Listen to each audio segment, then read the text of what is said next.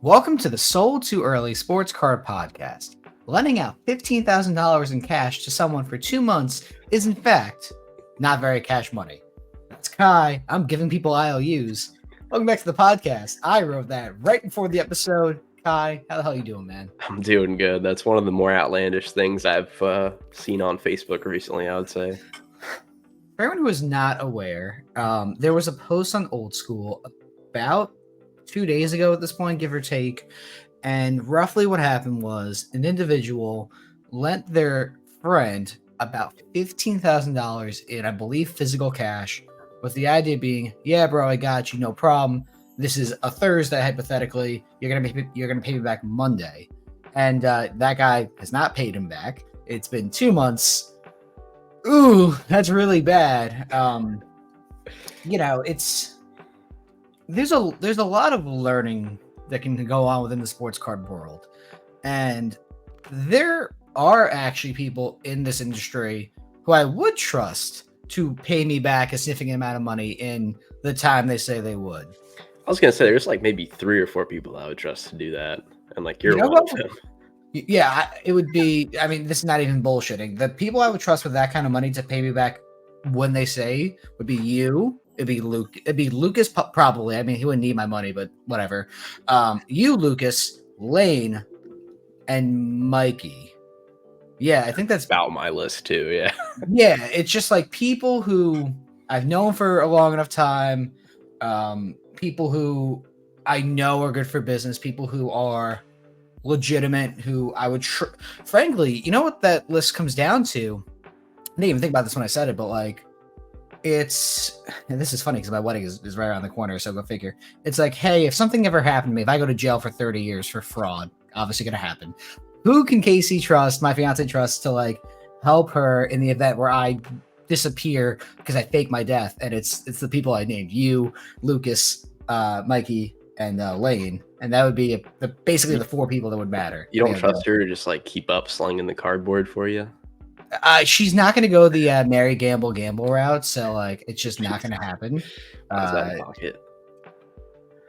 Listen, you know what? There's something to these girl influencers, and frankly, before I start this rant, I'm all for it. I really think it's a great thing. Like, obviously, people being more accessible within the sports card world is a phenomenal thing. I think that we, as an industry, do a pretty bad job of allowing people from all walks of life to be in the sports card world. Frankly, at the end of the day, it's not about the individual. Like, we all have a common interest, theoretically, of sports or TCG or anything like that, and it should be welcoming to all.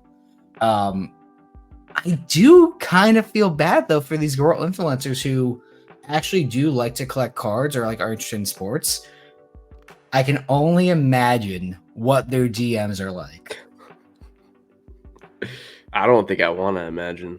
I just imagine the sweatiest, like ugliest dudes like getting in their DMs, like trying to like make a move and failing spectacularly. And then like 10-year-olds also 10-year-olds. Yeah, I mean, like, that is the one thing that I really like wish we could do better at as a whole, is like just like treating of people in general better. But that's not a sports card issue. That's real world issue. Yeah, I can't solve that. I'm committing fraud and faking my death. I can't fix how dudes talk to women. So it is what it is. But yeah, there's a couple interesting things going on in the sports card world. One thing that I'm doing is I'm basically selling out of all my cards. I'm basically hitting a good reset button with my wedding 2 weeks away. I'm really not paying attention to trends or the sports card world or anything like that. I'm restarting basically in mid-July with cash, and I'll just flip and buy and sell and trade and prep accordingly for a potential national spot, a potential, opportunity to have some space. We'll see how it all works out there. But also, if I don't get that space, having the ability to set up at the after show, which North Shore was very generous about and came on our podcast to talk about last week. But also, in addition, shows like Fanatics Fest, which is happening in mid-August. I bought my booth, Kai. It was $3,000, but it gave me 3 tables, 6 showcases, and 3 vendor passes, which is not cheap, but I mean, are you could gonna be use all those? Or are you gonna like you so don't have that like much stuff, do you? Or so you like won't, I here's guess. well here's the thing about that is like I'm happy to like sell you a space or Lucas or Mikey or Lane or like one of those like actual friends. I would love to like have someone there with me. If no one really wants it, I would consider selling it to like not an acquaintance or not a friend, but like someone outside of like that actual core group of people. And if no one really wants it or like they're not offering a number that makes sense, I'll probably just keep it and bring another friend with me. Like I need 2 vendor passes for Casey and I, but then otherwise it doesn't matter. So Did you if have to buy someone a full thing, or could you only buy one table, you could only buy a like a what's it full called? A setup? booth, yeah. Yeah, And that was gotcha. 3 grand, which is not it's not cheap, but if I there'll be a point I think between the national and the show, like that 2 week gap where people really start to get like FOMO, like a little bit desperate to like own space. So I'm not really in a rush to sell anything if I choose to, but there's a possibility I could probably sell a table with the showcases for like 1250 to $1,500. So Yeah, I mean the math kind of makes sense based on every other show. I mean, like 800 to a grand all in for a full table, right? For a good show. with a vendor pass, With passes. Passes are yeah, expensive these days. Like just like a VIP pass or something. dude, it's really I think the national the cheapest pass is like 150 for a VIP Yeah. pass for 5 days. I think a couple years it used to be like I could be off here, but I think it was like 80 or $100 maybe the last couple years. Not last year, but before that, and they kind of just started raising it every year. I think, and I could probably check this actually. I'm pretty sure the one in Atlantic City was like 124. Yeah, they keep just like bumping it like 15, $20 every year. I guess if people are gonna buy it, they might as well. But Yeah, it I, doesn't matter. I'm pretty sure my So, first year in Cleveland, it was like $80. so for Atlantic City, actually, 2022 it was 149. Oh, okay. Okay, I did just check that in 2021. I could be off here, I guess. Okay, in 2021, it looks like I bought 5 1 day passes, How did you which is find kind. this so fast? I had Google open on my second Yeah. monitor, and I just typed in NSCC ticket. Oh, So 2021, I paid $100 to go for 5 days. So I mean, if you're looking at inflation, that's a 50% increase. But I also bought day passes for $20 per yeah. day. So I don't know. I don't know why I did that. Maybe they ran out of tickets or something. I don't know. Um, yeah, it's not cheap to attend any show in general, but like I think the main thing that we have to keep in mind too is just like the opportunity cost. Like even the ability to potentially have a showcase or two at the national, which is the conversations I've been starting to get into, which is hilarious because people are getting fucked on all of them. Like the ability to have that option can shift my entire buying strategy and selling strategy for 3 months, which is crazy. For sure. Do you Like do you think there's any, this is kind of like random. Do you think there's any like correlation between the price to attend slash set up at a show going up to people not being able to buy at like lesser margins? I think there's something to that. I mean, I also think it's just the show size in general. I was at a 80 to 100 table card show here in New Jersey over the weekend. Um, there was some people that were interested in buying stuff, but it wasn't really repackers. I just don't think it was on their radar at all. So it was an okay show. I moved 3 or 4 items, which is okay. My table cost was $60, and it was more of a learning experience for my younger cousins. 2 of them want to learn about the sports card world. They've chosen a very bad teacher, but like Oh, no. tough shit. They don't Not know the that free yet. labor. Oh, dude, yeah, I'm making them work so hard. That's why I gave them all the eBay tips and Instagram. Well, not even Instagram yet, but like gave them all the eBay tips and like knowledge that I can share. And they're fucked already, obviously. So That's funny. if someone wants to take over some 2 young proteges, make sure you hit me in the comments and I'll give you If you their need anyone information. to spend 150K monthly, hit up Dave's I forgot about that. Dave's Oh, family. God damn, I forgot about that. I guarantee you they got someone who was in Gamble's DMs. I think that's a prerequisite to working at Yeah. Backyard. You I mean, have that to. whole thing was like, I mean, if you're good at it, I don't like it's not like hating on you. Like if you can do it, like good for you. But it's Yeah, just but kind then of you have to work at Backyard on the yeah, it's kind books. of slimy feeling. It's not. No, it's not slimy. I do. There's such an interesting. This is. I had this conversation with Lane last night actually because we were playing FIFA. I really. He didn't agree with me, which is fine. But I do think there's a bubble beginning to form I agree. because like the percentages that repackers are paying these days is getting to a point where it's unsustainable. And by the way, I'm a big proponent of repackers being good for sports cards at certain percentages.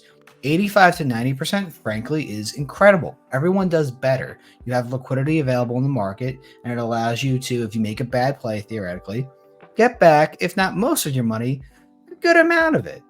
When you start seeing repackers approaching 95 to 100% of comps, quote unquote, and even going beyond that point for downtowns, kabooms, insert, case hits and stuff like that, you run into a world where the repackers are frankly setting the market, which is once again not necessarily a bad thing, but it eliminates the dealers who don't offer repacks from buying a good amount of stuff because there's no way that someone who owns a business who's a sole proprietor, let's say, even a hobby shop theoretically can offer those type of percentages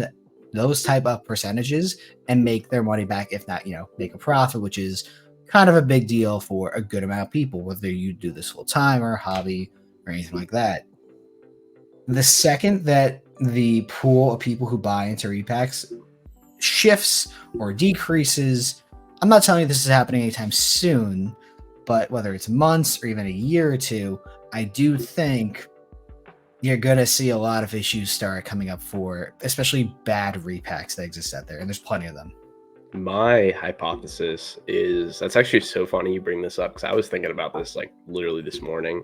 But my hypothesis is I think we're approaching a situation similar to God, what was the year where the national where everyone was spending a ton on like Mac Jones and them, and then the season they all sucked? That was What year? 2022 because that was in Atlantic City because we were set up together. I think we're approaching a redo of that whole scenario. I mean, are you more saying that for quarterbacks in general, or just like players who are just not living up to expectations? That, like in general, basically, I think we're seeing people are starting to put a ton of money into guys again after the market dipped. And in the let's say NFL, for example, like we have probably 6 or 7 quarterbacks who are very average. People are dumping tens of thousands into. If they do anything like Mac Jones, Zach Wilson, Malik Willis, that whole stuff, like it's gonna burst. I think really bad, maybe worse than last time. So I'm pulling up car ladder just because I'm curious. Like Anthony Richardson, okay, Look he up does Will not. Levis. He's the best example. Sorry. Why is it not coming up? That's weird. I want to look at indexes maybe. His cards are up like stupid for no reason. Not no reason. People are Am I impressed. dumb? Can I just not figure out how to? Are you looking for like the overall like percentage thing? Yeah, that's what I'm trying to find. Sometimes it's quirky. I think we tried to do it maybe a couple months ago and it didn't work. I mean, look, he might also just like not be on here. That's really dumb too. Yeah, he's not on here for some reason. I think you can find like one of his cards, right?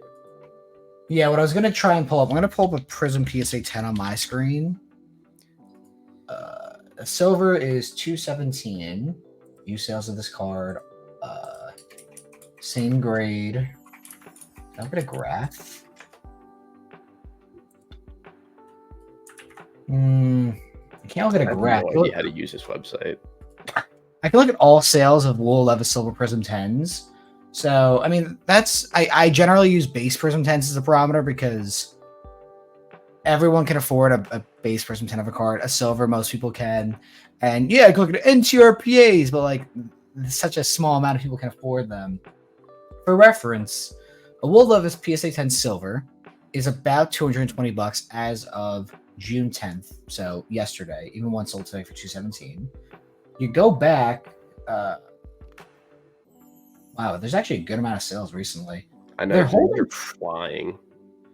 they're holding pretty steady around the $200 number, like May 13th, $200, May 13th, $200, 192 at auction, 186. They're definitely beginning to trend up, at least on the Silver Prism 10s. But like Will Levis can easily get benched during the season for Lane and I's favorite player in the world, Mason Rudolph, who is literally a tenth of the price, if even. I'm actually gonna check that real Someone's quick. biased. This is a marketing scheme. Not, I'm doing it as a meme. I don't think Mason Rudolph is very good at all, but it is just funny that I memed this deal when it was sent to me by Lane, and he was like, "No, idiot, actually go buy it." I'm like, "Oh, okay," and we did. So I think it's very funny. And for reference, what? Oh, it's Pop 7, apparently. That's cool. Apparently, Mason Rudolph Silver PSA 10 is Pop 7, and it sold for $100 in April. Yeah, I think it's more so like it's not even like liquidity. It's just like you can't even like buy one of these like at full comps. So every sale is like $5 or $10 more. It seems like a Levis Silver 10. So we're bound to get to the point where over 4 months, I mean, if it's going up $5 every sale, I mean, you never know, like 50% eventually, like 100% rise in 4 or 5 months before the season starts. The thing is, too, is like, who's a decent quarterback who... I'm going to type in Trevor Lawrence. Let's see if I can get... Okay, I can get stuff on Trevor Lawrence. His are kind of weird, though, because his are, like, impossible to get 10s on. No, but I actually was able to pull up his card ladder stuff. Wait, what? Okay, I'm going to look at his... I'll look at his Silver 10s. I've not reviewed this yet, so I'm going to share my screen with it. So this is T-Law's Silver Prism 10. Let's look at sales. All time, you bought Trevor Lawrence at the start. It's like a $3,000 card. It used to be a $4,000 card in April 2023. Like 3 months ago, 8%. Okay, it looks like it peaked there. One person at the time, the pop was like 50 or 60. One person was trying to buy all of them for $3,000 a piece. If you bought T-Law a year ago, if you were buying him going into the preseason hype or like the national hype, you are down 63% or $1,700 on the Silver 10. Are there cards that are probably up? Of course, there probably are. Like, it would be up. We could check that. Pretty like average season, too. It's not like he was bad or good. I mean, pretty average, I would say. The point is, there are way more cards I can use as an example. I like to use Silver 10s or base Prism 10s as the barometer for sports cards for conversation's sake. Everything said can basically be said as generally, because there's generally a lot of cards, and I can't use every example. This would be a 5-hour long podcast, and I don't think I can do that very well. But a year ago, 63% down, wild. Let's see a base one. A year ago, 54%, wild. Who's another like decent quarterback in the NFL who has like an okay market?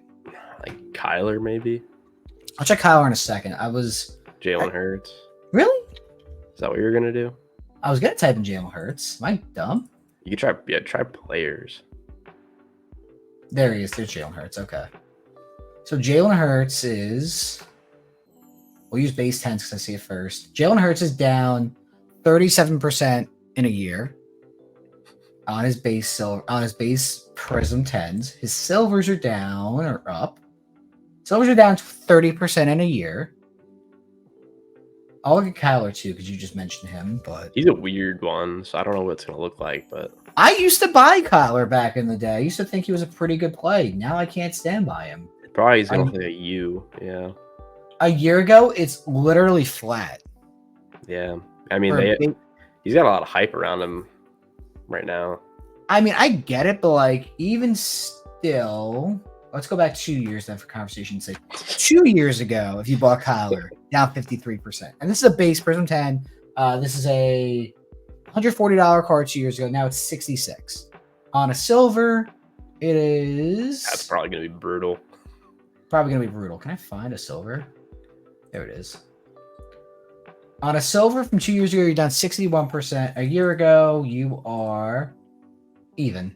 But inflation and all the other shit, He like, was also hurt a year ago, so yeah, I mean, it kind of but makes it, sense. it never even got close to making you money, except for looks like, oh, right at the hype when people begin to sell, May and June and July. But like once again, oh man, it went down 50% from July to August of last year.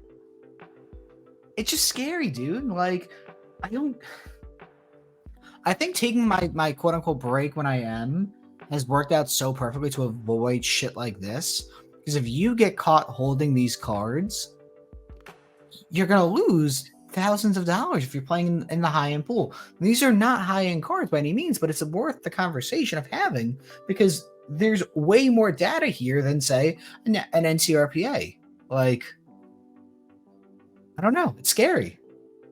Yeah, and it's gonna be a little weirder too, because I mean, with AR, Levis, Stroud, they don't have some of the same cards, so the silvers and base are gonna be probably 20 to 30% more than like the quarterbacks that do have autos, just because they're the demand. I mean, I don't think the newer players are on there for whatever That's so reason. stupid. It is really stupid, but it's just a weird situation. I don't know, because you can't imagine that all 4 or 5 of the quarterbacks are going to end up being good. Like, there's just not really a likelihood of that.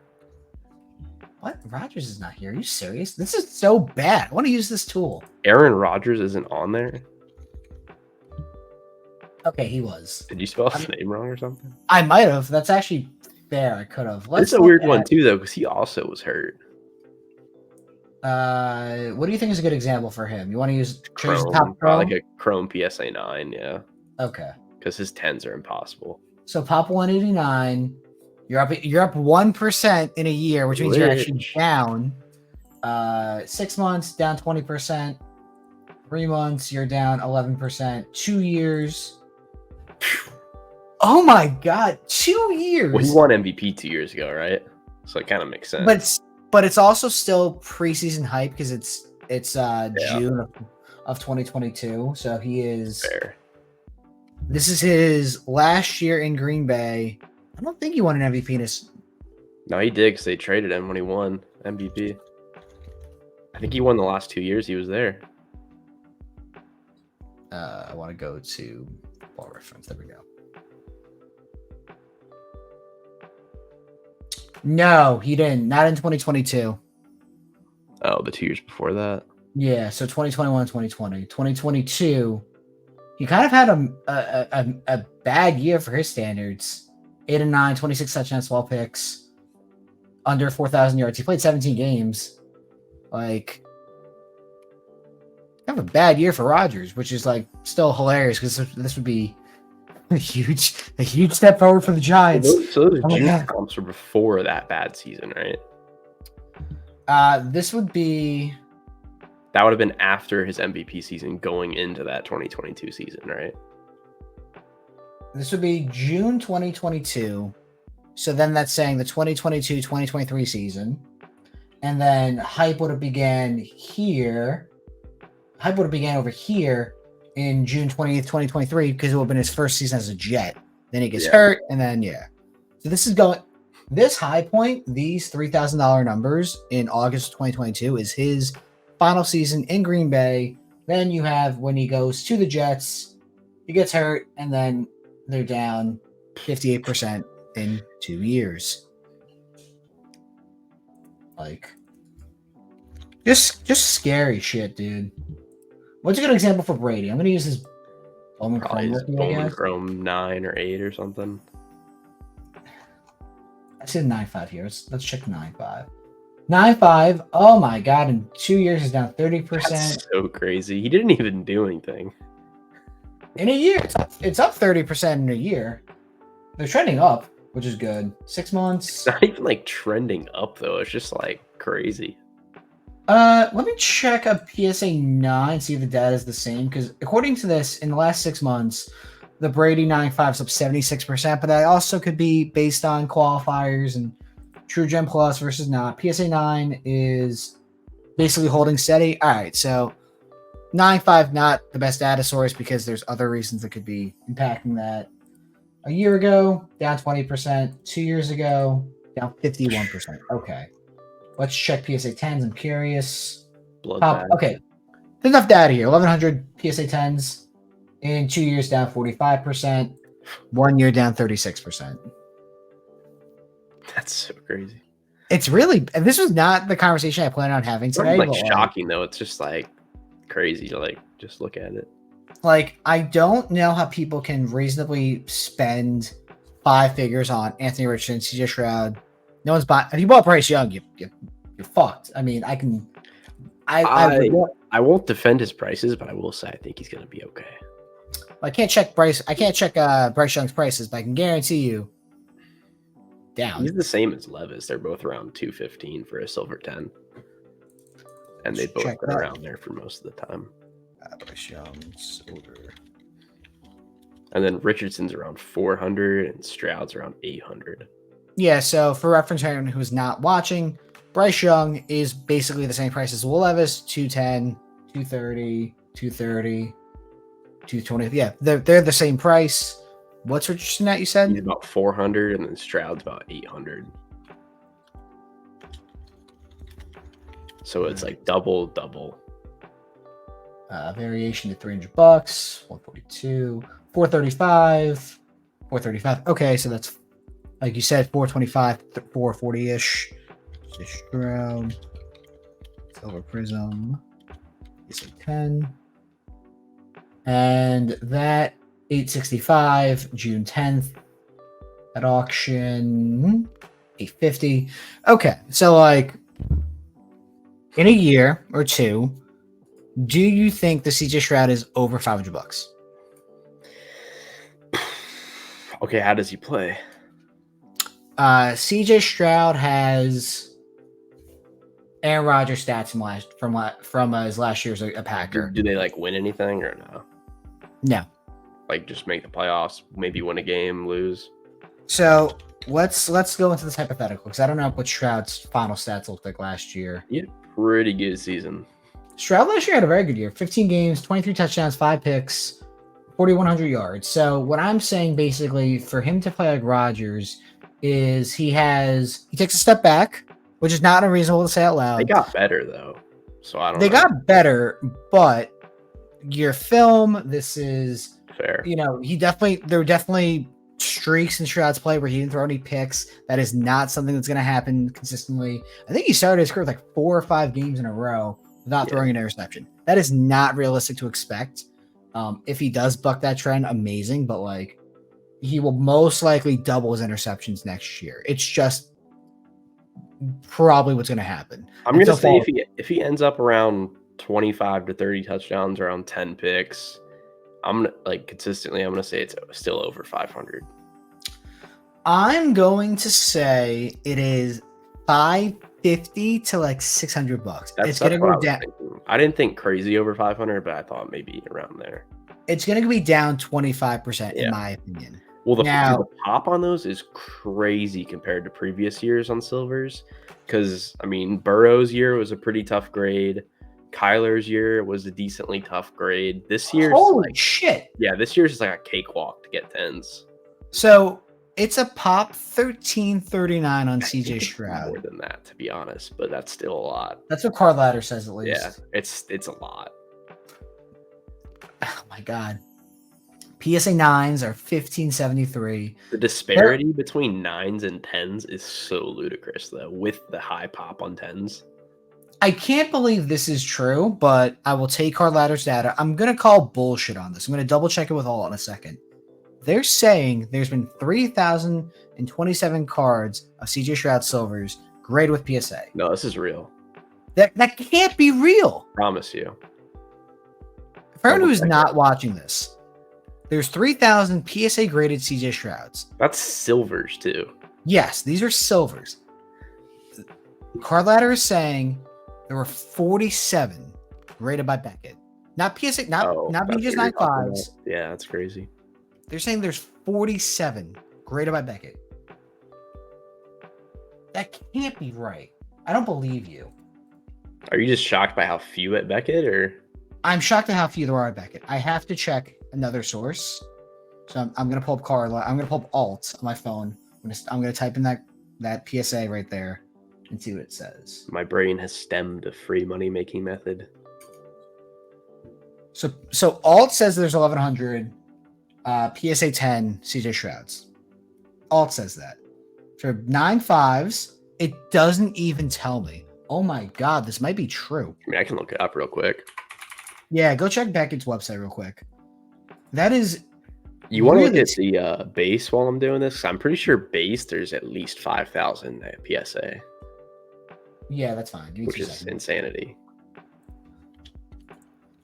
It's just so scary. No, that can't be right. Shut the fuck up. Okay, that's better. Okay. So according to Card Ladder again, there's been 11,258 base CJ Shrouds graded, and of those, 5,175 are PSA 10s. That is a gem rate of about 50%. Actually, literally 50%, basically right on, or 46%, I guess, according to that data. So silvers, right, is what we're looking at? Yeah. It looks like 48. That is so scary. Yeah, 48. What is even scarier looking at this data, because this is the base prism again. 905 graded SGC, 79 graded with CSG, 60 graded with fucking Beckett. They're dying. This is so. Oh no, keep talking. I'm just looking something up. This is so bad. How did this happen? I get the Beckett's not good, but like, who is sending this card to CSG over Beckett? Are you fucking kidding me? That's so bad. That is very strange. That's scary. That's really. Beckett is gonna fold, dude. They're gonna be acquired by like Fanatics or something. Only 1, 2, 3. There's like 4 comps on Beckett Stroud Silvers this year. Beckett's gonna be acquired by someone, dude. It's gonna be Fanatics. It's gonna be. Yeah, it's gonna be like Fanatics or something. They're gonna acquire Beckett. There's no way that Beckett can survive on their own in the sports card world. It just can't happen. I mean, they get business still. There's markets that'll use them, but yeah, that's probably the craziest thing I've ever seen in relation to this topic. I'm just. This is the most desired, if not one of the most desired, football cards that come out that are common in the last 2 years. What is that, like 0.5% at Beckett for the silver? Or I guess for this one's like... This is the base. So this is... Oh, is that going to work? Oh, I did math wrong. What did you even do? It is half a percentage. Yeah, that's insane. Scary. They're fucked. They're so screwed. I know. I haven't sent anything to Beckett in I don't even know how long. Probably 6 months. The only time I give stuff to Beckett is when I'm at the Dallas Card Show. But guess what, Kai? PSA was there last time. Now they're gonna kill them. Well, now from what I heard from the rep, they're only gonna do it once a year. But guess what? I had one card that I wanted to have a PSA, and it's here. I graded my Julio Blue that I got at the show as a BGS 7.5. It crossed her PSA 810. That show was, when was the Dallas Card Show? A month ago? 3 weeks ago? I literally do not remember when Dallas was. I'm going to check their website real quick. It was... Doesn't say anymore. Oh, May 16th, 19th. So in less than a month from me giving it to PSA, it's back in my hand, shipped here. Okay, it's PSA. If they continue going to that show, the only downside to them is they don't give you on-site grading. In a world where they are able to do that, Beckett might as well fold because you are not competing with that. That is the only advantage they have of it being in the Dallas Card Show, is the ability to grade your cards and have it back to you before the end of the show. In a world where that can happen with PSA, it's over. I mean, the truth of the matter is the only thing people are giving to Beckett is stuff that isn't good enough for PSA, or they can exploit Beckett's grading standards. Yep. That's the truth. Or, you know, you pull an expensive card, you have an expensive card you just want to like get slabbed up and get rid of. Like Beckett's done in its current iteration right now, it feels like. Yeah. Yeah. I don't know. Super scary. Not I mean, I fully have accepted it. It is what it is. The fact that CSG is outperforming them on a very common card that you think people would want. That's so crazy. It's scary. It really is. I don't know what's gonna happen now with that. What else? What are other topics that came up? I asked this question yesterday. So if you have anything you want to talk about real quick. We can just mention the PWCC thing really quick, I guess. Yeah, go for that. So I'll let you take. I mean, basically, they posted that they were going to be rebranding their auctions to Fanatics, right? I don't know the exact name, whatever they're going to call it, but it's not. From what we were told, I guess it's not exactly going to be a total overhaul. They're kind of just going to rebrand PWCC and keep the same like formats of things, and it probably won't happen for a few months. So it's not really as crazy as people probably think. I mean, some people might be scared off by it not being called PWCC, but to me, it doesn't really seem that insane of a switch or anything. But definitely something new, I guess. It's definitely new. I mean, we knew this was happening for quite a while. No one is kind of shocked by this happening. It's more of like you finally like did it.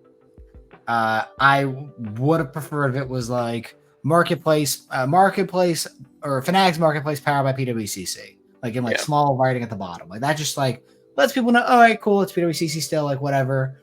Like, are they gonna change their entire website? Like if I go to PWCC right Probably, right? Maybe just the branding. I can't imagine they'll change like the functionality of it. I mean, hopefully not, but you never know when people. I love their like UI on their website. It's my favorite. I think it's great. I just don't know what's going to happen now. The website's the same right now. Obviously, there's nothing changing. Something to keep in mind for the future. Oh well, not surprised, not happy, but it is what it is. There. All right, I have the questions open. We have a couple that are worth discussing. From Rare Trading Sports Co. Super big regional shows like Midwest Monster should be more often for the East Coast. Yeah, welcome to the super regional shows. I mean, Kai, what is the largest show in Florida besides the Fanatic show happening in November? Probably one of those ones in Tampa, like the what are they called? The Bay Area show or something? I don't even know. I've never been. It's not like really that. I think they've almost died off, to be honest with you. There isn't really one. I know the one that Redbeard was associated with, basically. That one. Yeah. It's basically gone as far as I know. That's what I figured too. It seems like it died off. There isn't really one. I mean, there's like local ones. They're not really worth driving more than 30 minutes for, but yeah, It's pretty terrible. That's the same thing here in New Jersey. I mean, obviously, like we have Philly, we have New York, but like in that like tri-state area type thing, I mean, Connecticut technically counts there too, but like fuck them, who cares what you think? There's not anything super duper crazy. I mean, there are shows that do well. The Philly show is quite popular. Brotherly Love is another Philly show. Laz's show is interesting. I mean, that was the one in the mall. That would be a tough sell to go back to, unfortunately, which is a shame because shows like that are like jacks of all trades, master of none. But sports card collectors don't really care about other hobbies. You want to go to a sports card show, you don't want to go to a collectible show. And I think that's so true. Like we don't give a fuck about other people, and I get it, but like, you know, even at my 80 table show this past weekend, like there were some Funko Pops. There was some nerd culture shit, and like I enjoy that stuff, but like those people probably sold nothing. If it was inverted and it was a collectible show and there was 5 tables of sports card people, we would be bitching and bitching and bitching until the show ended. Very random, but I just have always wondered how you make money with Funko Pops outside of like the ones that are very rare. So one of my best friends has. Oh, I'm about to make him look so bad. It is what it is. One of my best friends I've known for over a decade. I love this guy. He has over 1,000 Funko Pops. They're in his room. What? And All of them? all of them are in his room. That I don't know how he sleeps. I would just imagine eyes staring at me. But he has an app on his phone that like tracks the prices of the Funko Pops. They're over 50 grand. Like, I mean, I guess like, yeah, to that extent. I'm just wondering, like, do you buy them for $7 and sell them for $7.50? Like, I don't know, because like, there's no way a market like moves on those. well, the issue, and this is one I've told him to sell the Funko Pops regardless, because the fact of like Funko Pops are harder to. Don't they reprint them too eventually? Like, I'm not an expert in this field, so I'm not going to say not anything either. of that. I'm just curious. Well, I know, but like I'm trying to think about like just like the way that my brain thinks. Funko Pops are a lot harder to store. They're a lot harder to ship. It's more expensive to ship, and it's more annoying to handle. A sports card can fit inside of a normal bubble mailer and be shipped in batches of dozens pretty easily. This weighs 2 or 3 ounces. A couple pieces of cardboard and a standard size 4x8 bubble mailer. You can ship this basically anywhere in the world. Super easy. A Funko Pop is, I don't know, water bottle shaped. Not water bottle, but like height wise, roughly, maybe a little bit shorter. It's about the size of your face. Yeah, of course. Yeah. Pretty Pretty small one. The point is, in order to ship a Funko Pop properly, you can't use a bubble mailer, obviously. You need a medium-sized priority box. You can't use a small one. They're a little bit like weirdly like rectangular. So you need a medium priority box per Funko Pop. Bubble mailer, bubble tape, regular tape as well. It's going to cost you $8 to $12 to ship them. It just doesn't make financial sense to own Funko Pops when if you had a table at a show, you can fit 3 showcases there, and let's say each showcase has 25 to 35 cards in them, right? Like that's about accurate per showcase, right? Yeah. So 100 cards, let's say. Now imagine you have the same Funko Pop thing, and you can only stack them so high. What if someone wants like the Funko Pop on the bottom, and you have 8 rows of Funko Pop? I don't know what you do. You fucking panic, dude. I don't like. Come back in an hour. I'll have it for you. You can't even stack the Funko. If you're on a table, sure you can stack all the Funko Pops like on the table itself. I love this is what you thought of as the main issue. How are people going to see the Funko Pops? So like, okay, my thought is like you probably don't have like 500 different ones. You probably have like 20 or 30, and like 20 of each of them is my thought. Or no, am I totally off there? It just gives me anxiety thinking about how you would handle that. Well, good thing you don't have any, Dave. Oh, I know. I deal with game worn memorabilia. That's a bigger bitch. This move, because those but they're cooler to own. They are cooler to own, but you can fit like 1 jersey, maybe 2 in a showcase. You better hope someone wants to buy it, or you might as well have a bunch of room. I think the best thing for a jersey would be like a rack behind you, like where you're sitting. Honestly, yeah. I mean, that's probably the correct answer, but I don't think like that. My main point was just it seems like a waste of like time and money unless you're somehow buying them at wholesale for like 50 cents on the dollar and you're selling them for a full dollar every time. I honestly might text my friend after this podcast. I'm just curious. Like, I'm not hating on it. I'm just like genuinely curious. I've always wondered how they like make it profitable. I don't know. I mean, even if this collection theoretically is worth 50 grand, someone would. No one's gonna pay 40 for it because you have to worry about all those other things just named.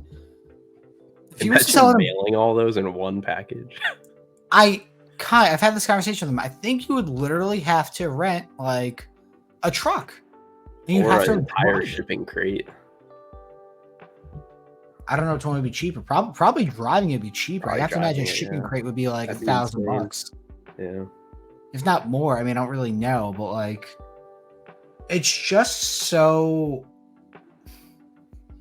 I'm very lucky I fell into sports cards because now that my brain is wired this way, I can't imagine like the shipping process of like larger collectibles, jerseys, Funko Pops, footballs, baseball's okay.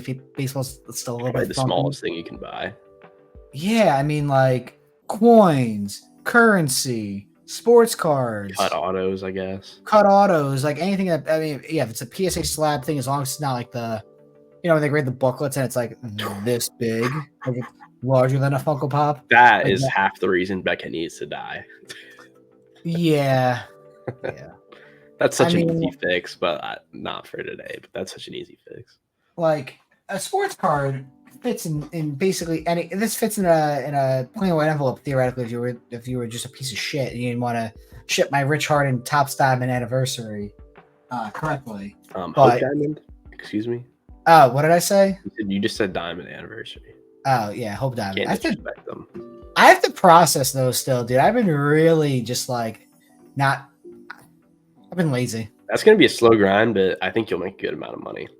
It won't be a slow grind. It will probably take me an hour and a half to 2 hours to list 200 of them because I can use the same template for every single card. All I have to do is update like the name and like the card number. But yeah, those are gonna go on eBay unless you're like a notable player. Like commons are about 8 to 12.50 per. I'm gonna put them at $14.99 and just like wait. But the good players I probably get like 20 to $40 out of. Yeah, like Julio Tehran. I mean, hold on. I'm gonna pull a random stack of them. Oh God. Have you heard of him? 2011 Topps edition. Okay, here we go. Pedro Feliz. Yeah, Nope. That's decent. No, that's like average MLB player. Vicente Padilla. I've heard of him. What? Who the hell is that? He was a pitcher for the Dodgers, the Diamondbacks, and the Phillies. I think he went to the Yankees at some point too. I've never heard of him, but this is a good one. Orlando Hudson. yeah, Blue Jays, Diamondbacks, Dodgers, and Twins. played baseball. There were two of them. Jason Parada, Pridia, Parady. Parada? Nope. I don't know. No, it wouldn't be Parada. There's no A in there. I don't know who he is. No. Dustin Mosley. No clue. No idea who that is. He was on the Yankees in 2010. I don't know. Wes Himes, I've heard of him as a catcher. Oh shit! Wait, no, he was a third baseman. I have no idea who this is. Oops. We're off to a good start. Brandon Allen. Mm.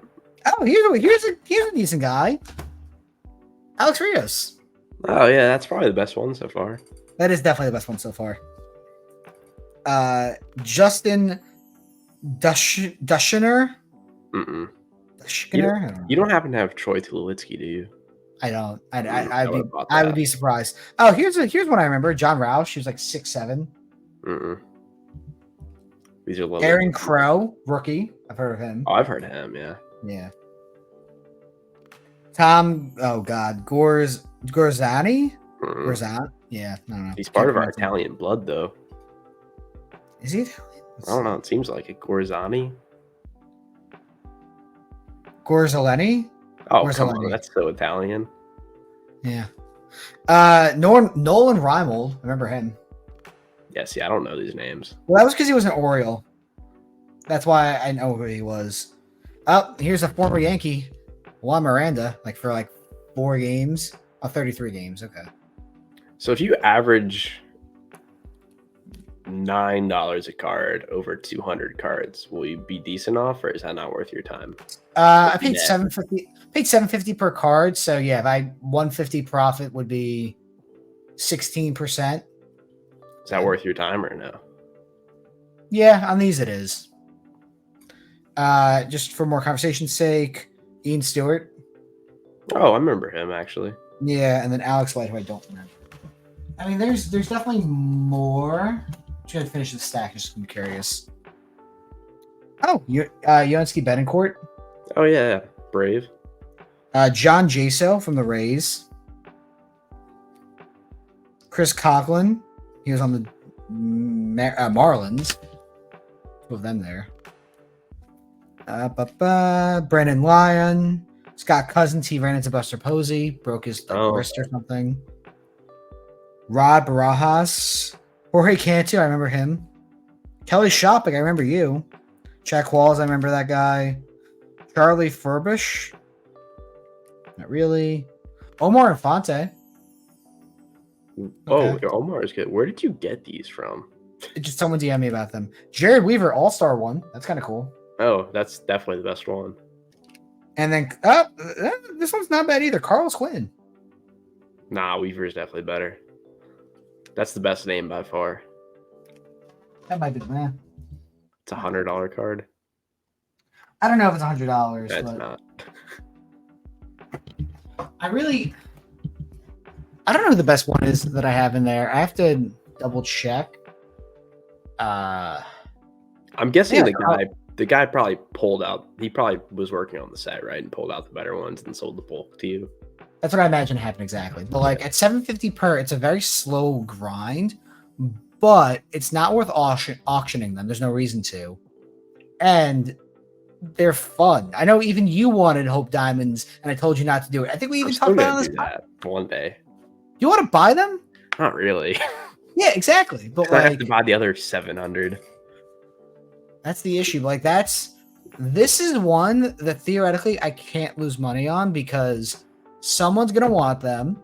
It might take 6 months, it might take a year, but like if they're on eBay for $15.99, $19.99, $14.99 for the commons, and the auto decline is $10 plus shipping, someone's gonna be doing the set and probably buy like one day 12 of them, 14 of them. Oh, I'm buying 3 of them for my set because I need these guys. Yeah.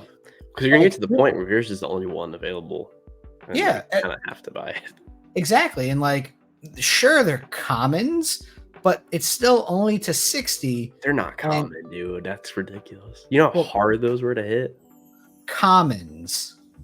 Commons are not numbered to 60. Man, I really need Rich Thompson.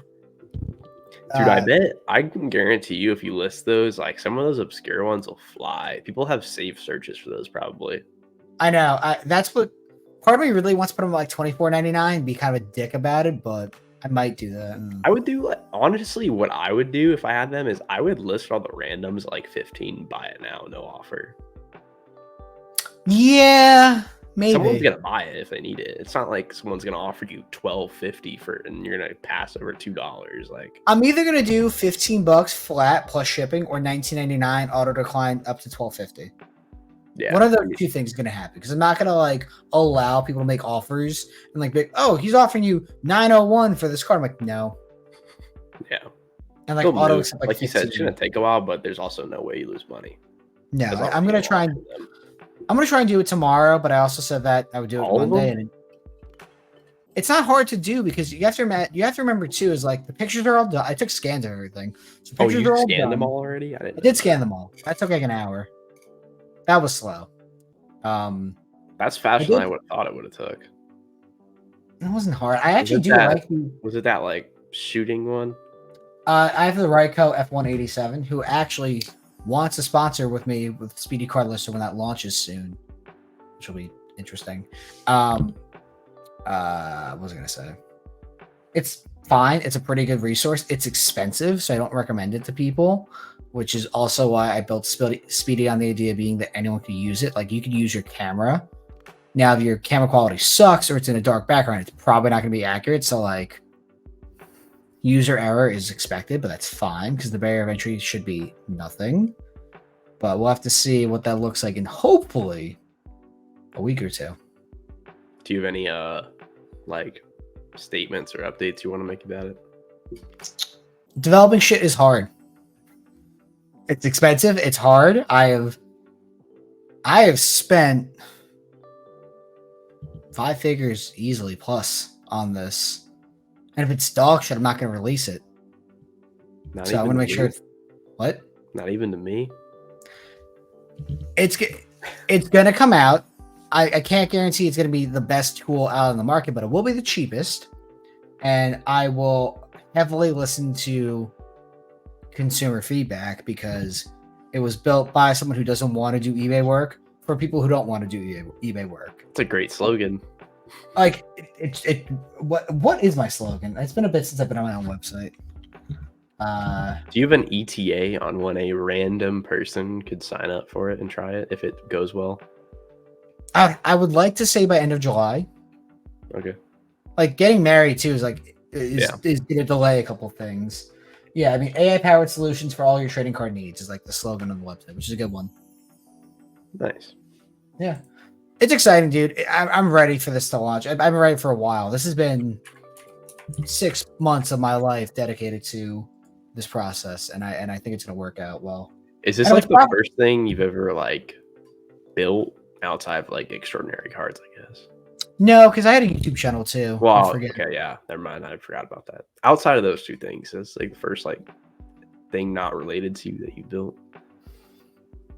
If that makes sense. Yeah, probably. I mean, those are pretty good things. I built a YouTube channel that was more successful than Hobby Legend, insert name here, who bought followers. I did build an audience. I built an Instagram audience. I got accused of buying followers on Instagram, which is super funny. I'm looking at your website right now. Yeah. There's one thing you can't forget to change. Yeah, the video. I have to get once I have footage that I can actually use. I'm gonna make that a GIF, and it'll be on the site. Like a screen recording, or I'm gonna use the screen recording, make it into a GIF, and like edit it because like I have basic editing skills. That I have to do that. There's nothing to update yet, and like there's no search traffic, so it doesn't matter. Obviously, once it launches, then I'll actually give a shit about the website. But the fact that it's made is what I care about. So based on your website, it appears you're going to be doing like a per scan basis rather than like a one price for unlimited, or no? Yep, that's the idea. So the competitors, I'm under half the price of the competitors right now, and giving you more scans. Nice. I mean, you got to be aggressive in market share, and my solution is to make it so fucking cheap. You're like, all right, listen, it's a penny per scan. How bad could it really be? Yeah, you might as well try it. Yeah, and even then, on some of them, actually, on all of them, Kai, it comes out to less than a cent per scan. The only one with 1 cent per scan is the cheapest one at $5 a month. Do you think that's almost like too cheap? Because I mean, personally, I don't know like what size of person you're going after, but like I definitely don't list like 300 cards a month on eBay. That's fine. Guess who does? Consignment companies, businesses. That's fair. Yeah. People who list commons, Burbank, stuff like that. Like, I can tell you right now, my development cost is not cheap, but I can afford to run it indefinitely because this is what I love. If I can use. Here's how I look at it. Here's how I rationalize it. If the business is not successful financially, where I don't even make my money back on it, but I've created a tool for myself to list cards more frequently, where I don't have to give it to consignment companies if I don't want to or anything like that, and I can generate the money myself, then it's worth it. Then anything I can sell to consumers is profit, even if it's not technically, because it allows me to do more. I mean, yeah, if it works out and then someone like DC like wants it and you have like a licensing fee with them, it's like, first of all, their listings are so fucking terrible that this would make it better for sure. And second of all, that would drop their labor costs down for sure. There's something here. Yeah. I've already told Sheik multiple times I can't wait for Alt to acquire me, because fuck you, it's funny to me. Yeah, it'll be. How do they even do their listings? Do they literally just scan like by hand and like type it up? I have to imagine it's done by like some intern or like some like low level like. Their photos are so nice. I don't know how they do that. I don't know. There's a lot of automation that can come to this industry, and I mean, if I play a small part in that, that'd be hilarious. If I play a small part in the future card shows because of EJ's conversation with me, even better. I mean, you got to remember too, like we have a pretty interesting ear and place in this hobby. Like even if we are not these hobby legends and goats, LOL, like we have the ear and the attention of people at Alt, people in Fanatics, high-end dealers, people with 6 and 7 figure collections, like, and those are our friends. They're not just strangers. They know who we are. They sought us out directly. We can get a sponsorship with Alt if they ever fucking got back to us, which never happened. Didn't she get Fuck you, fired Alt. or something? What?